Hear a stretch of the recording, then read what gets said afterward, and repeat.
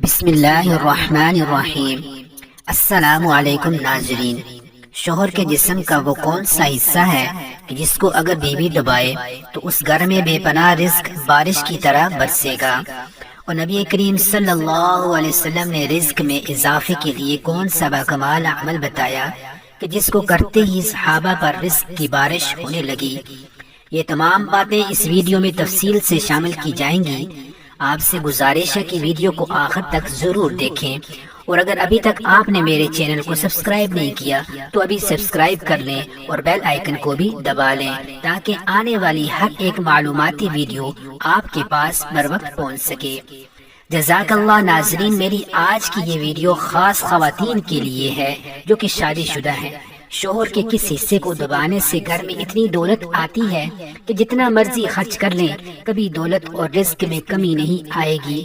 آج میں آپ کو ایسا عمل بتانے جا رہا ہوں، خاص طور پر خواتین کو، جسے سن کر آپ اس عمل کے بغیر نہیں رہ سکیں گی۔ رات کو سونے سے پہلے عورت نے شوہر کا یہ حصہ دبا لیا جسے آپ کو بتانے جا رہا ہوں تو میں بتا رہا ہوں کہ گھر میں دولت کی اتنی فراوانی ہوگی اور ایسی جگہ سے رزق ملے گا کہ آپ کو گمان ہی نہیں ہوگا۔ آپ نے بہت بار دیکھا ہوگا کہ جب بھی مرد اور عورت کا نکاح ہوتا ہے اور وہ میاں بیوی بن جاتے ہیں، اور جس گھر میں عورت دلہن بن کر جاتی ہے تو وہ گھر والے چاہتے ہیں کہ عورت کا نصیب اچھا ہو،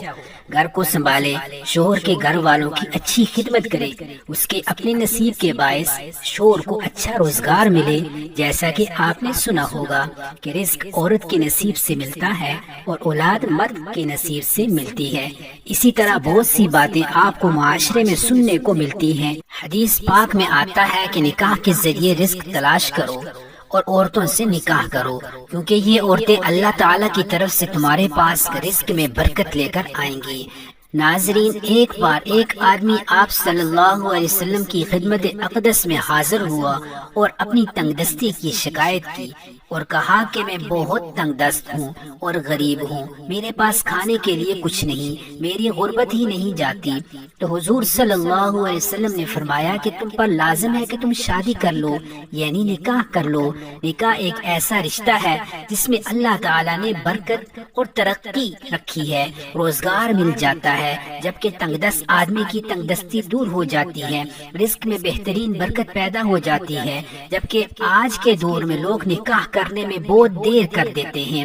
جب تک پیسہ نہ آ جائے، اچھا گھر نہ آ جائے، اچھی گاڑی نہ آ جائے، نکاح کی طرف دیکھتے ہی نہیں۔ حضرت عائشہ رضی اللہ تعالی عنہا سے روایت ہے کہ رسول اللہ صلی اللہ علیہ وسلم نے فرمایا کہ عورتوں سے نکاح کرو، وہ تمہارے لیے مال لائیں گی، یعنی ان کے آنے سے اللہ تعالی مال میں برکت دے گا۔ جہیز لانا مراد نہیں، عورت ہمیشہ یہ چاہتی ہے کہ اس کا شوہر گھر میں اتنی دولت لائے جو کبھی ختم نہ ہو، تو ایسی عورت کو چاہیے کہ آج سے ہی یہ عمل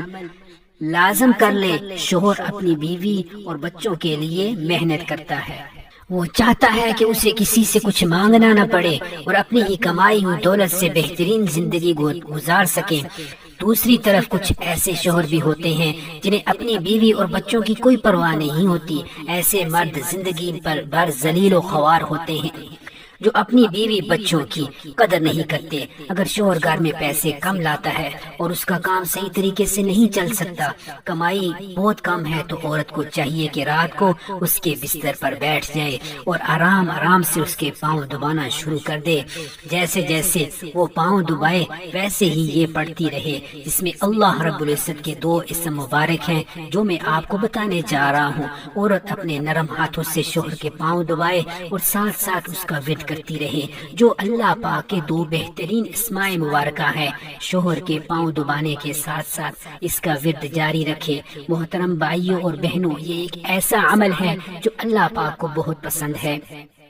کیونکہ میاں بیوی میں محبت ہونا اور ایک دوسرے کی طرف پیار سے دیکھنا گھر میں بہترین رزق اور برکت لے کر آتا ہے۔ ایک اسم مبارک جس کا مطلب ہے اللہ غنی ہے، اور وہ آپ کے شوہر کو بھی فٹ کر دے گا، آپ کے شوہر کے رزق، دولت اور کاروبار میں اضافہ فرما دے گا، آپ کے شوہر کو مالا مال